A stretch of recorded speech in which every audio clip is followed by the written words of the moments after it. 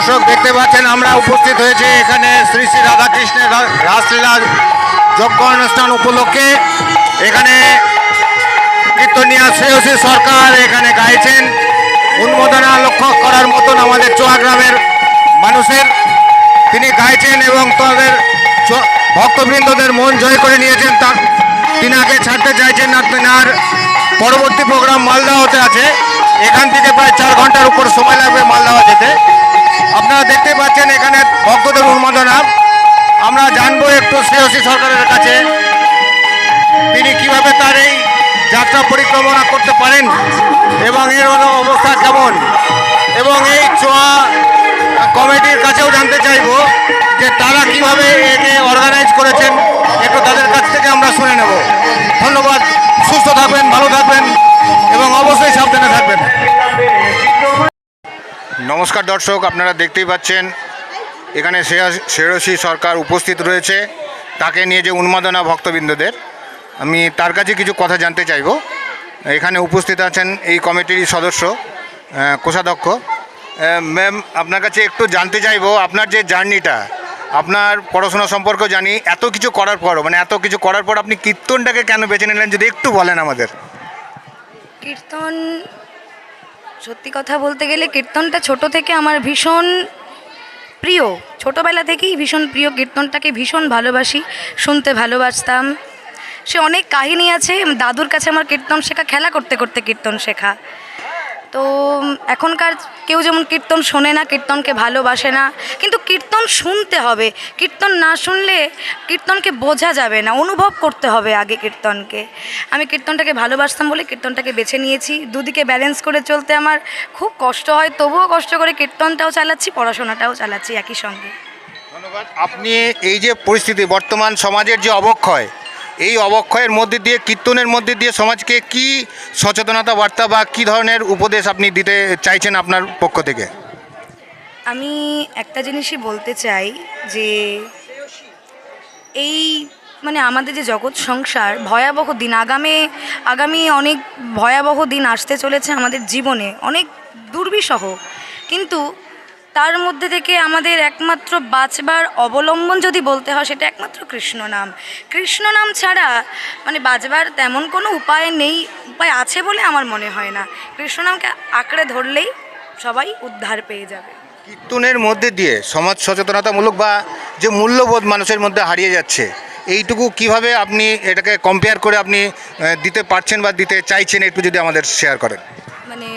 কি বলছেন বুঝতে পারছি। যে পরিস্থিতিটা চলছে আর কি, তাতে যে মূল্যবোধটা হারিয়ে যাচ্ছে, মূল্যবোধের যে অবক্ষয় চলছে আমাদের সমাজ ব্যবস্থার মধ্যে দিয়ে, তো কীর্তনের মধ্যে দিয়ে তার নানান রকম পার্ট রয়েছে, সেইটাকে অ্যাডজাস্ট করে কীর্তনের মধ্যে দিয়ে তাই সেই বার্তাটা বা সেই মেসেজটা কিভাবে আপনি প্রচার করতে চাইছেন, যদি একটু বল।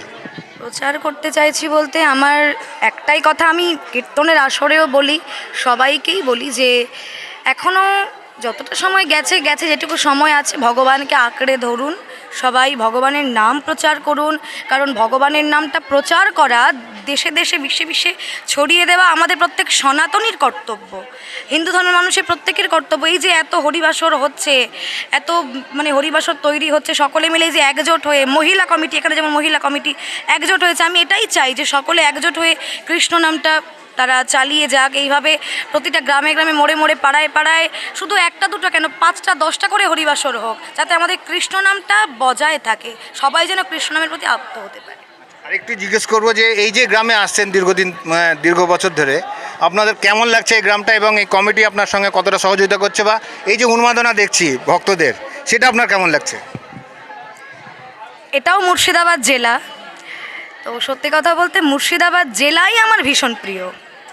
আমি এত জায়গায় কীর্তন করতে গিয়েছি, কিন্তু মুর্শিদাবাদের মতো এত আনন্দ, এত ভালো লাগা আমার কোথাও তৈরি হয়নি। কি যেন একটা মায়া, আমার মুর্শিদাবাদের প্রতি আমার অজানা একটা মায়া, যার কারণে। আর অবশ্যই এই হরিবাসরে আমি আসছি, পাশে আছে ভৈরবতলা হরিবাসর আছে, বিভিন্ন হরিবাসরে আমি বহুবার গিয়েছি। এই হরিবাসরগুলো আমার প্রিয় হরিবাসর, এখানে না এলে আমার ভালো লাগে না। তো আসি, এনারা এত ভালো, এত সুন্দর করে আপ্যায়ন করে, এত মেয়ের মতো আমাকে স্নেহ করেন, ভালোবাসেন, আমার খুব ভালো লাগে। একটা লাস্ট কোশ্চেন করব। বর্তমান হরিবাসরে দেখছি বিভিন্ন জায়গায় যে আধুনিকতার নাম করে নানান রকম মানে একটু আমার দৃষ্টিভঙ্গিতে একটু কুরুচিপূর্ণ ডান্স পরিবেশন হয় আর কি, সেইটা আপনার দৃষ্টিভঙ্গিতে কতটা ঠিক বা কতটা মানে অশোভনীয় বলে? এটা একেবারেই অশোভনীয়। কারণ ভগবানের নাম কীর্তনটা কী জিনিস, একটা শ্রদ্ধার মানুষ যিনি কীর্তন করেন তাকে বলা হয় কীর্তনিয়া। আর কীর্তনিয়াকে মানুষ মানে সেই দেবতা বা ভগবানের চোখে দেখে। হ্যাঁ, ভগবানের নাম যার মুখ দিয়ে বার হচ্ছে তিনি ভগবানের অত্যন্ত কাছের। তো সেই ক্ষেত্রে তিনি যখন কীর্তনটা পরিবেশন করবেন অবশ্যই তার সেই আচরণ, তার নৃত্য বা অ্যাক্টিং যাই বলুন না কেন সেটা যেন অশোভনীয় না হয়, মার্জিত হবে, শোভনীয় হবে, যেটা কীর্তনিয়ার পক্ষে একটা কীর্তনিয়ার পক্ষে যেটা মানানসই হবে সেটাই করা উচিত। এই যে কীর্তনের মধ্যে অনেক রকম মানে কি বলবো, হরিনাম করতে গিয়ে কীর্তন করতে যে উদ্দণ্ড নাচ করে, লাফিয়ে লাফিয়ে নাচ করে, এটা করা ঠিক নয়। আমি সেটা বলতে চাইছি না, যে নাম সংকীর্তন যে আসরগুলোতে হয়, বিশেষ করে নাম সংকীর্তনে এটা কিন্তু লক্ষ্য করা যায়। এখন নতুন নতুন টিম বেরিয়েছে আর কি, আমি সেইগুলোর কথা বলছিলাম আর কি। সেটাকে কী করে বন্ধ করা যায়, বা এটা আমাদের তো মানে হিন্দু ধর্মের যে বিষয়গুলো সেটা নিয়ে খানিকটা নামটা কলুষিত হচ্ছে বলে আমি মনে করি। আপনার মতামত কী একটু? ও আচ্ছা, আমি বুঝতে পেরেছি এবার, যে আপনি বলতে চাইছেন যে কিছু কিছু গান অন্যরকম গান ঢুকে যাচ্ছে, এর মধ্যে নাচ ঢুকে যাচ্ছে, এটাই তো? হরিনাম সংকীর্তনে কীর্তনে এখন বলতে গেলে কীর্তনিয়াদেরকেও দোষ দিতে পারছি না, আবার আমি কাউকেই দোষ দিতে পারছি না, কাউকে দোষারোপ করতে পারছি না। কারণ শ্রোতারা যেমন চাইছে তেমন কীর্তনিয়াদেরকে চলতে হবে। কারণ অনেক ভক্ত থাকে, তাদের মধ্যে সবার মন জুগিয়ে আমাদেরকে চলতে হয়। কেউ নাচ ভালোবাসে, আমি আসলেই বললাম একটু আগে, কেউ নাচ ভালোবাসে, কেউ গান ভালোবাসে, কেউ ব্যাখ্যা ভালোবাসে, কেউ ভজন ভালোবাসে, এক একজন এক এক রকম ভালোবাসে। এবার সবার মতো করে চলতে হবে, সবার মনোরঞ্জন করে চলতে হবে। তো যে যেমন চাইছে তার জন্য একটু তো রাখতেই হবে, তাই বলে অতিরিক্ত মাত্রায় নয়, সব রকম থাকবে কিন্তু কীর্তনটাও যেন বজায় থাকে, এদিকে খেয়াল রাখতে হবে। ধন্যবাদ আমাদের সময় দেওয়ার জন্য, অশেষ অশেষ। এখানে কমিটিরও কিছু মানুষজনকে আমরা পেয়েছি আর কি। জানতে চাইবো যে আপনাদের যে এই যে রাস উপলক্ষে যে এখানে যে আপনারা এই যে ব্যবস্থাপনাটা তৈরি করেছেন প্রত্যেক বছরই, এটা কততম বছর আপনাদের? এটা আমাদের এবার 13তম বছর। 13তম বছর। 13তম বছরে আপনারা এই শ্রেয়সী সরকারকে কতবার পেয়েছেন? শেষে সরকার এবছর দিয়ে আমার 3 বছর হচ্ছে। হ্যাঁ, এটা এই গ্রামে আপনারা যেহেতু কমিটির মানুষ, তারা নিশ্চয়ই জানেন আর কি শ্রেয়সী সরকারকেই কেন এত ডিম্যান্ড, এটা আমরা অনেকের মুখে মুখে শুনছি, ওনাকে চাই আমরা, এটা কেন? শেষে সরকার ডিমান্ড বলতে যে কথাটা এর আগেও বলা হলো, যে আজকাল যে কোনো গানের আসরে মানে কিছু আধুনিক গানে মানুষ নাচতে চাইছে, এটাও ঠিক। শ্রেষ্ঠী যেরকম কীর্তন হয়তো সবাই বোঝে না, তবে কিছু আনন্দ মানুষ বোঝে। আনন্দগুলো কেমন, শ্রেয়শ্রী যে ভজন গান, এই ভজন গানের মানে যে নাচ জানে না সে একবার চেষ্টা করে যে এই ধরনের গানগুলোতে কী করে নাচা যাবে। আপনাদের যে প্রয়াস, এই প্রয়াস মানে প্রতিনিয়ত উন্নত হচ্ছে, এর আগের বছরেও দেখেছি আমরা। এইটা করতে গেলে আপনাদের কতটা বাধার সম্মুখীন হতে হচ্ছে, বা কতটা ওয়েলকাম করতে পারছেন, এই সমস্ত ওভারকাম করে আপনারা এগোতে পারছেন, একটু যদি বলেন আমাদের। বাধা সৃষ্টি তো আছেই, বাধা সৃষ্টি আগেও ছিল, এখনও আছে। আগেও নিমাই যখন এই হরিনাম করতে গেছিলো তখন তাকে মার খেতে হয়েছিল। হ্যাঁ, এই বাধার মধ্য দিয়েও যদি মানুষ বাধা দিয়েও যদি সে পরবর্তীতে যদি আনন্দের সম্মুখীন হতে পারে এবং আনন্দের উপভোগ করতে পারে, সেটাও আমরা চাইছি। সে কেউ ভুল করতে পারে, কিন্তু সে যত শত বাধার মধ্য দিয়েও যে আনন্দে সে সামিল হয়, এটাই আমাদের বড় পাওনা। আমরা দেখছি এখানে অনেক বাইরে থেকেও প্রচুর মানুষ আসছে, এখানে এই সমাগম হচ্ছে, এই ভক্তবৃন্দরা। এইটা আপনাদের যে সমাগম, লোক সমাগম, এটা কি আপনারা বলতে পারবেন কেমন লোক সমাগম হয়, আর কদিন ধরে এই প্রোগ্রামটা আপনারা করেন? প্রোগ্রামটা আমাদের বলতে আমাদের দুর্গাপুজোর একাদশীর পর থেকে আমাদের 1 মাস মঙ্গল আরতি হয়। মঙ্গল আরতি যেদিন সমাপ্ত হয় সেদিন আমরা ভোরে একটা নগর পরিক্রমা করি। ভোরে নগর পরিক্রমা করার পরে আমাদের যে মঙ্গল ঘট স্থাপন, তাতে বহিরাগত এবং স্থানীয় সবারই সহযোগিতা একটা আমরা মঙ্গল ঘট স্থাপন করি। তারপরে আমাদের গীতা পাঠ, ভাগবত পাঠ এবং অধিবাস দেওয়া শুরু করি আমরা। আর বহিরাগত এত লোক সমাগমটা কেন, এই কারণে বলি আমি, আমাদের বহিরাগত ছাড়া আমাদের শুধু মুর্শিদাবাদ না, নদিয়া পর্যন্ত আমাদের বীরভূম দুর্গাপুর বিভিন্ন জায়গা থেকে আমাদের এখানে ডোনেশন মানুষ করে বলে আমাদের এত বড় প্রোগ্রামটা চালাতে পারি।